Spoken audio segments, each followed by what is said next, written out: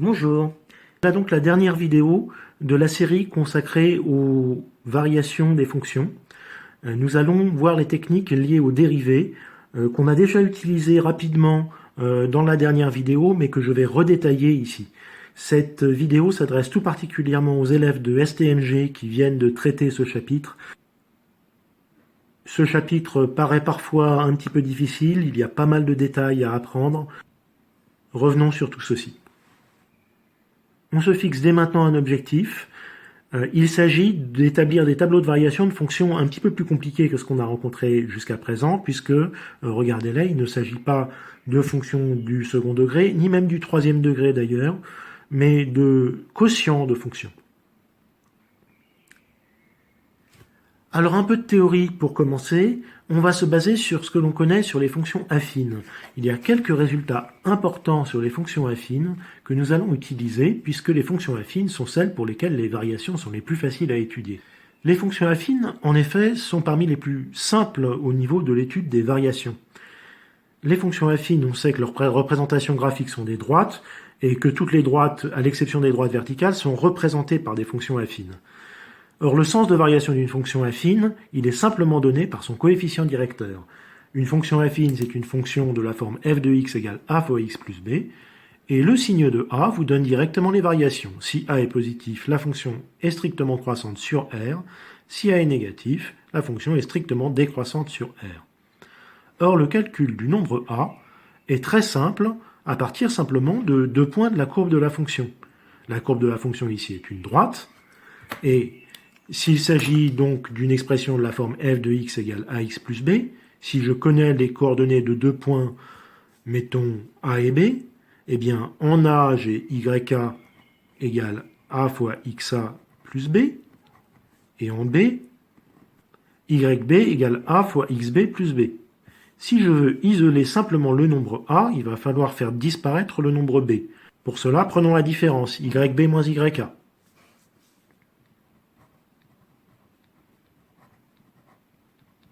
Il s'agit de axb plus b moins axa plus b, les b disparaissent, et les deux termes ont a en facteur.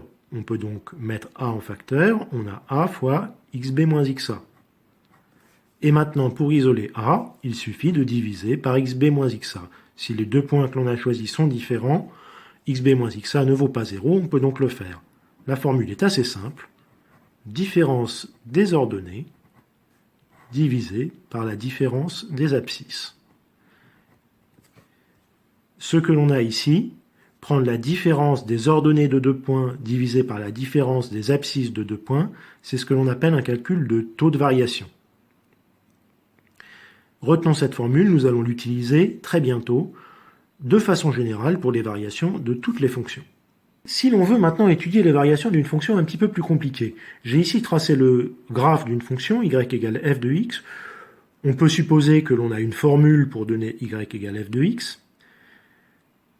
Petit rappel, si l'on se place à l'abscisse x, le point correspondant a pour ordonnée f de x. Si je me place un petit peu plus loin, en x plus h, où h serait une petite variation sur l'axe des abscisses, eh bien, l'ordonnée serait f de x plus h.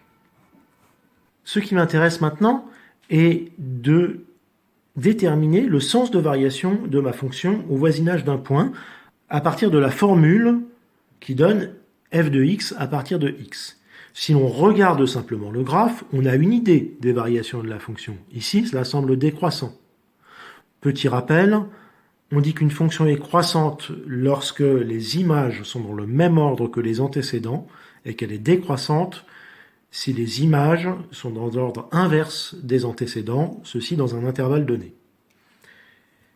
Si je me place entre ce point-là et celui-ci, par exemple, je pourrais tracer une droite,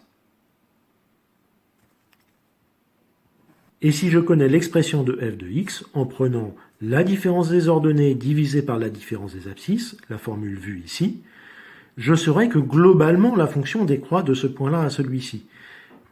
Mais ce qui m'intéresse, ce n'est pas la variation globale, c'est bien la variation locale, la variation au voisinage d'un point. Je vais fixer l'abscisse d'un point, et je vais faire varier l'autre point. Autrement dit, je vais tenter de me rapprocher de ce point-là.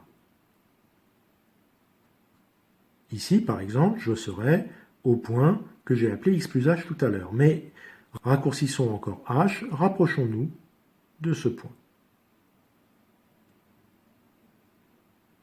Plus on se rapproche du point ici, plus on se rapproche d'une droite particulière qu'on va appeler la tangente à la courbe de f en ce point que nous avions choisi.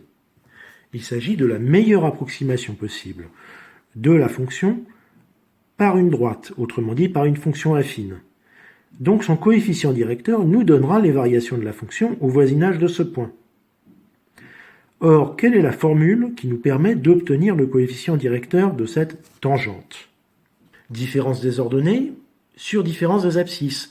Sauf que, en ce point-là, je n'ai pas deux points connus pour ma tangente, j'en ai qu'un seul. Mais comment l'a-t-on construite? En rapprochant un deuxième point du premier. La pente de cette droite, c'était différence des ordonnées, f de x plus h moins f de x, divisé par la différence des abscisses, x plus h moins x, autrement dit h. On le voit, la différence entre les abscisses est simplement h. Donc ceci tend vers un nombre particulier qui représente les variations de la fonction au voisinage d'un point, c'est ce que l'on appelle le nombre dérivé de la fonction en x, f' de x, quand h tend vers 0.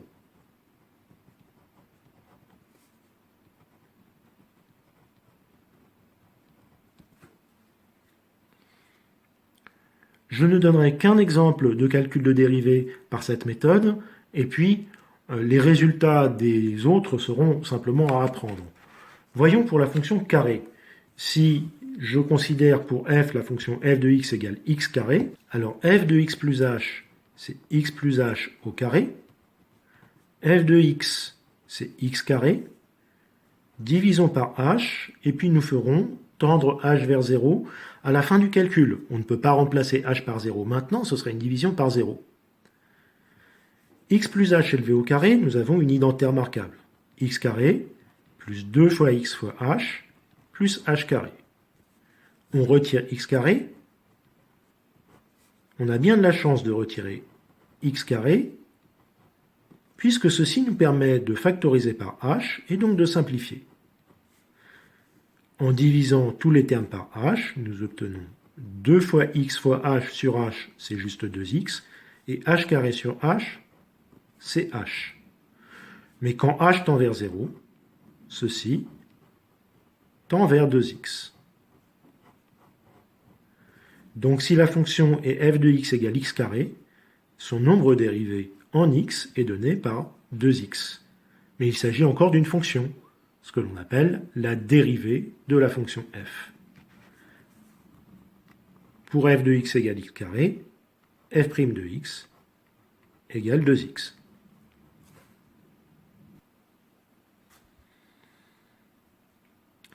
Bien, on vient de voir sur un exemple que la dérivée de la fonction x carré définie sur R et la fonction f' de x égale 2x définie elle aussi sur R. Une autre dérivée assez évidente est celle d'une fonction affine. Si la courbe de notre fonction est elle-même une droite, notre technique de construction de la tangente donne cette même droite. Or son coefficient directeur est le nombre a. Ces deux formules sont celles que vous utiliserez le plus souvent pour dériver des fonctions. La dérivée d'une fonction affine, c'est son coefficient directeur. Remarquez que le b disparaît, donc la dérivée d'une constante est nulle. La dérivée de x carré serait 2x. Et puis, chaque case de ce tableau est une formule à apprendre. Il y en a un certain nombre. Pas tant que ça en terminale STMG. Ce n'est pas très difficile à apprendre. La dérivée de x cube, il faut absolument la connaître car on la rencontre très souvent. La dérivée de x cube, fonction elle-même définie sur R, c'est f' de x égale 3 fois x au carré. Donc attention, le 3 passe en facteur et la puissance diminue de 1. La dérivée de x puissance 4 s'obtient avec le même moyen. Le 4 passe en facteur et la puissance diminue de 1. Et ceci pourrait se généraliser. On peut prouver que la dérivée de la fonction f de x égale x puissance n sur r est donnée par f' de x égale n fois x puissance n-1. Et ceci pour n'importe quel entier naturel n. Donc je rappelle, le n passe en facteur et la puissance diminue de 1. Enfin, une formule que je vous demande d'apprendre par cœur, parce qu'on la rencontre très souvent dans les dérivés, c'est la dérivée de 1 sur x. Attention, c'est moins 1 sur x carré. N'oubliez pas le carré sur le x, n'oubliez pas le moins devant. La dérivée de 1 sur x est moins 1 sur x carré. C'est très bien de connaître les dérivées de quelques fonctions, mais ça ne nous donne pas les dérivées des fonctions plus compliquées comme ici. Pour cette fonction-là, regardez toutes les opérations qui sont faites. On prend la fonction x carré, on lui retire 3 fois la fonction x, on rajoute 4, et on divise le tout par x. On fait donc plusieurs opérations. Il s'agit de savoir comment se débrouiller avec ces opérations pour obtenir la dérivée. Alors, la première chose assez simple, si u et v sont des fonctions dont je connais la dérivée d'une fonction qui serait la somme des deux est tout simplement la somme des dérivées. Donc ça, c'est une formule simple à retenir. La dérivée d'une somme, c'est la somme des dérivées. La dérivée du produit d'une fonction par un nombre constant. C'est aussi assez simple. Si je me demande quelle est la dérivée de 3x carré, eh bien j'aurai 3 fois la dérivée de x carré. De façon générale, la dérivée de k fois u, où k est une constante, c'est k fois la dérivée de u, ku'. Ces deux formules sont celles que vous appliquerez le plus souvent pour les calculs de dérivée. Elles ont quelques petites conséquences, je les donne ici parce que elles sont assez simples, mais il s'agit bien de cas particuliers de celles-ci. Si je regarde u moins v, de quoi s'agit-il? C'est u plus moins 1 fois v. Donc la dérivée sera la dérivée d'une somme, u' plus la dérivée de moins v. Mais moins v, c'est moins 1 fois v. La dérivée de moins v, c'est moins 1 fois v'. Autrement dit, u' moins v'. La dérivée de u divisé par k, où k est une constante, c'est assez simple aussi, puisque divisé par k, c'est comme multiplié par 1 sur k. C'est donc une multiplication par une constante. La formule qui est ici s'applique encore. On aurait 1 sur k fois u', c'est-à-dire u' sur k. Mais attention, si l'on divise non pas par une constante, mais par une fonction v de dérivée connue. Déjà, le domaine de définition, il faut y faire très attention. U sur v n'est défini que là où v est non nul. La dérivée de u sur v est donnée par une formule qui est assez simple à retenir, mais qui peut se retrouver assez embêtante à appliquer, donc faites bien attention. U' fois v moins u fois v', le tout divisé par v carré. Il faut absolument apprendre cette formule par cœur. La dérivée de u sur v est u'v moins uv' sur v carré. Un cas particulier de cette formule, c'est quand u est lui-même une constante. Si u est une constante, u' vaudra 0. Le u ici serait cette constante, donc la dérivée de k sur v, c'est moins k fois v' sur v carré. J'insiste, dans ce tableau, il y a 3 formules qu'il faut absolument connaître par cœur. Les 2 premières, il faut pouvoir les appliquer sans aucune justification. Nous allons le voir sur un exemple. C'est très simple. Enfin, celle-ci, il faut savoir l'appliquer, mais avec beaucoup de prudence, et nous verrons les techniques en résolvant les deux exercices donnés au départ. Alors, un petit exemple rapide qui n'utilise que la dérivée d'une somme et la dérivée du produit par une constante. Si je vous demande de dériver cette fonction-là, f de x égale x puissance 4 moins 2 fois x puissance 3. Il s'agit de la somme de deux fonctions, donc c'est de la forme u plus v, où u serait la fonction u de x égale x puissance 4, et v serait la fonction v de x égale moins 2 fois x puissance 3. Mais donc v est elle-même de la forme une constante, moins 2, fois une fonction x puissance 3. Vous devez pouvoir sans difficulté calculer la dérivée sans avoir besoin de détailler tous vos calculs. La dérivée de x puissance 4, c'est 4x cube. La dérivée de moins 2x cube, c'est moins 2 fois 3x carré. J'ai utilisé ici les dérivées connues de x puissance 4 et de x puissance 3. La dérivée d'une somme, puisque j'ai additionné les résultats de mes deux dérivées, et la dérivée du produit par une constante. Tout ceci sans détailler mes justifications. Vous pouvez le faire en une étape. Et arrivé à ce stade-là, vous pouvez aussi simplifier votre résultat. On a 4 fois x cube, moins 2 fois 3, 6 fois x carré.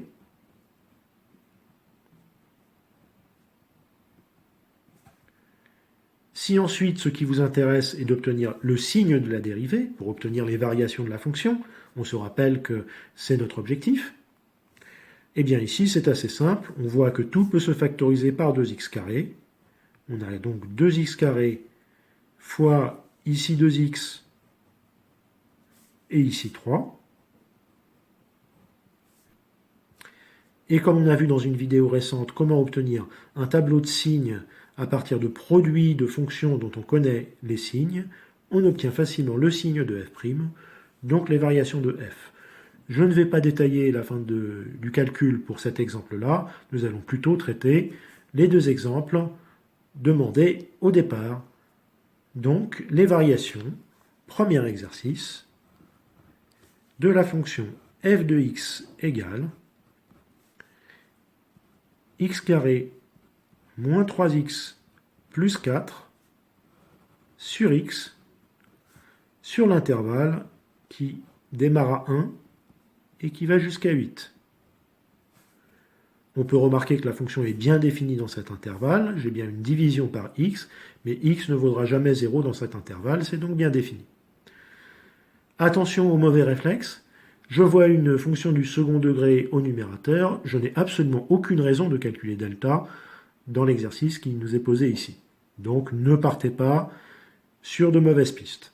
La question posée est bien quelles sont les variations de cette fonction. Donc ce dont j'ai besoin, c'est de la dérivée de f. Or f, regardez, c'est une fonction divisée par une autre. C'est donc de la forme u sur v. Et sa dérivée sera donnée par u'v moins uv' sur v carré. Lorsque vous êtes devant une fonction de la forme u sur v, détaillez vos calculs. C'est très important, sinon vous allez vous perdre. Donc ici, on dit ce qu'on observe. F est de la forme u sur v, où la fonction u, c'est mon numérateur,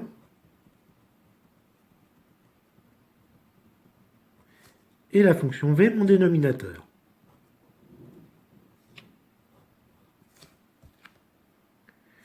Quelle est la dérivée de u? C'est assez simple.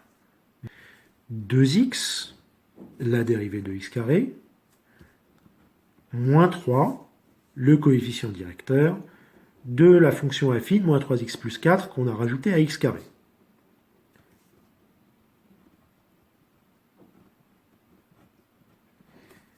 Et v' de x est simplement égal à 1. En effet, x, c'est une fonction affine, c'est 1 fois x plus 0, le coefficient directeur vaut 1. Faites bien attention à la forme du raisonnement. On dit ce que vaut u, ce que vaut v, et on calcule u' et v'. Et seulement maintenant, on peut appliquer la formule. F' sera donné par U'V moins UV' sur V carré. Ici, il s'agit de remplacer U' par son expression, V par son expression, U par son expression, V' par son expression, et de diviser encore par le carré de l'expression de V. Il s'agit de remplacer des expressions, donc utiliser des parenthèses. U' c'est 2x moins 3, V c'est x, U c'est x carré moins 3x plus 4, et V' c'est juste 1. J'écris le fois 1, si vous voulez vous passer de l'écrire, vous pourriez tout à fait, puisque effectivement le produit par 1 ne va rien changer à cette parenthèse. Et le tout divisé par V carré. V c'était x, donc x carré.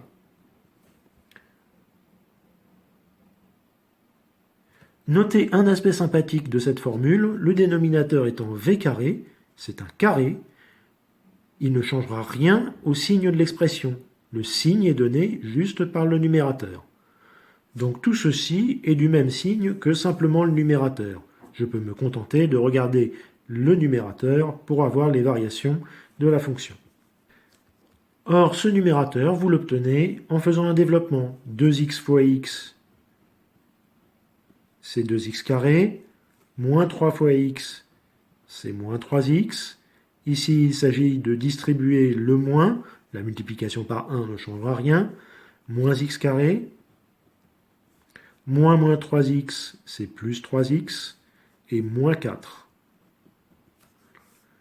Ici, on peut regrouper les termes de même nature, 2x carré moins x carré, cela fait simplement x carré, et moins 3x plus 3x, cela fait 0. Il reste juste le moins 4. Or, quel est le signe de x carré moins 4 ? Eh bien, on peut se rendre compte qu'on sait factoriser x carré moins 4. C'est de la forme a carré moins b carré. C'est donc x moins 2 fois x plus 2. On aurait pu aussi utiliser la technique vue dans la vidéo sur le second degré en calculant le discriminant. Mais c'est un peu une perte de temps quand il manque un terme comme ici. S'il manque un terme, c'est qu'il y a une factorisation simple. Donc, il est plus simple de la donner directement. Donc notre dérivée s'annule en 2 et en moins 2. Moins 2 est en dehors de mon intervalle. Donc je vais me contenter de regarder ce qu'il se passe sur l'intervalle donné. On va donner le tableau de signe de la dérivée et on en déduira le tableau de variation de la fonction. L'intervalle donné allait de 1 à 8. On a prouvé que la dérivée possède deux racines. La dérivée a le signe d'un trinôme du second degré avec les deux racines moins 2 et 2. Moins 2 n'est pas dans l'intervalle, mais 2 est dans l'intervalle. Si je suis ici à gauche, je suis entre les deux racines, je suis entre moins 2 et 2. Donc le signe est l'opposé du coefficient dominant. Et à l'extérieur des racines, le signe est celui du coefficient dominant. Donc j'ai prouvé que sur l'intervalle qui va de 1 à 2, la dérivée est négative, donc la fonction est décroissante. Et sur l'intervalle qui va de 2 à 8, la dérivée est positive, donc la fonction est strictement croissante. Il reste à calculer f de 1, f de 2 et f de 8, mais c'est du calcul direct. F de 2, c'est 2 au carré moins 3 fois 2 plus 4, le tout divisé par 2, cela fait 2. F de 1, c'est 1 moins 3 fois 1 plus 4 divisé par 1, cela fait 1, c'est bien cohérent, on décroît de 2 à 1. F de 8, le calcul est un petit peu plus long à faire, on peut sortir sa calculatrice, on trouvera 5,5. Et de nouveau, on a bien quelque chose de cohérent puisqu'on voit monter de la valeur 1 à la valeur 5,5. On a donc terminé cet exercice. Et nous pouvons passer au deuxième. La fonction à étudier ressemble.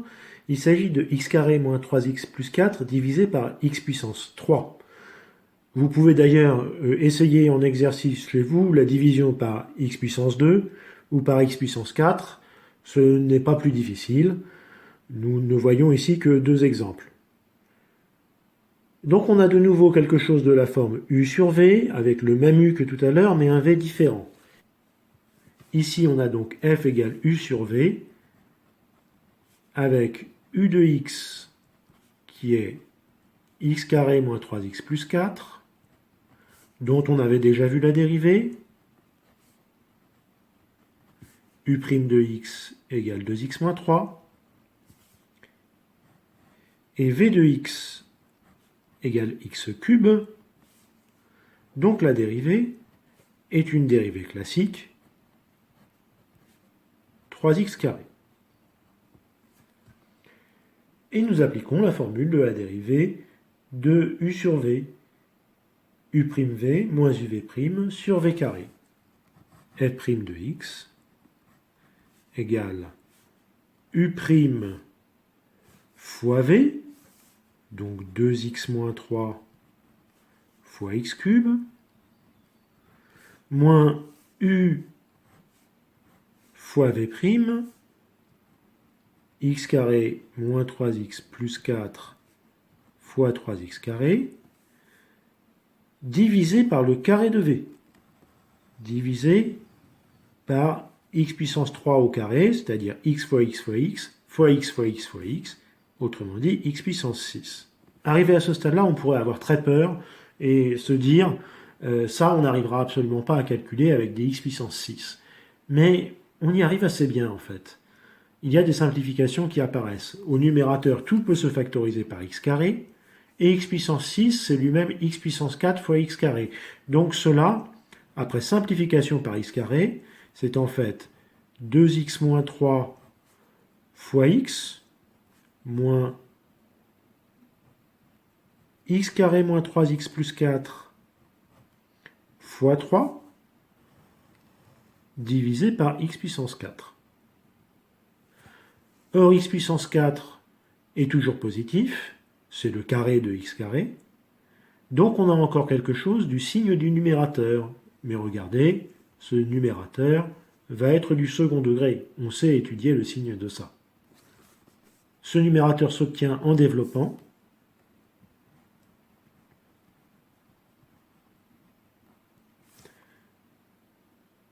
d'une part par x, d'autre part par moins 3,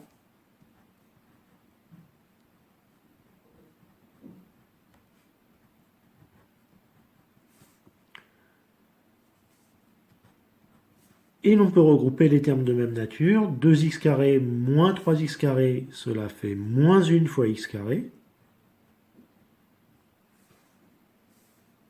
Moins 3x plus 9x, cela fait 6x.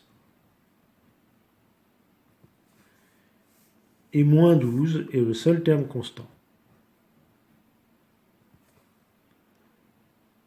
On obtient ici un trinôme avec a égale moins 1, b égale 6, c égale moins 12. Pour obtenir son signe, on va calculer le discriminant.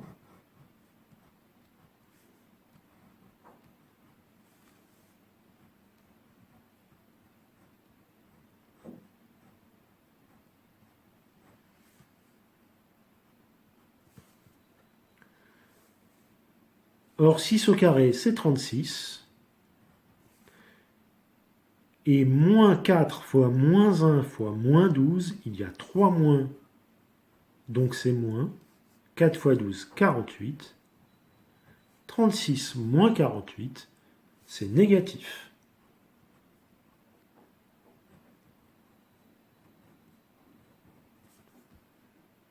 Puisque le discriminant est négatif, on est dans un cas assez simple. Ce trinôme est partout du signe de son coefficient dominant, c'est-à-dire moins 1. Je rappelle, il nous faut le signe de f', on en déduira les variations de f, sur l'intervalle donné comme domaine de définition. Donc entre 1 et 8. Nous venons de dire que la dérivée était du signe de ce trinôme, qui est partout du signe de son coefficient dominant, puisque le discriminant est négatif. Donc partout moins. La fonction est donc strictement décroissante sur l'intervalle considéré.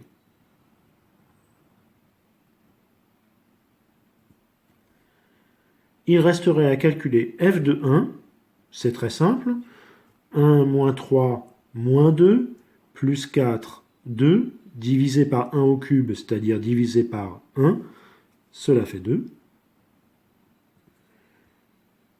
Pour f de 8, par contre, il faut sortir la calculatrice.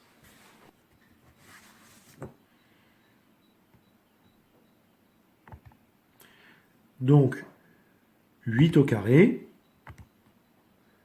moins 3 fois 8, plus 4, le tout divisé par 8 au cube, 8 puissance 3.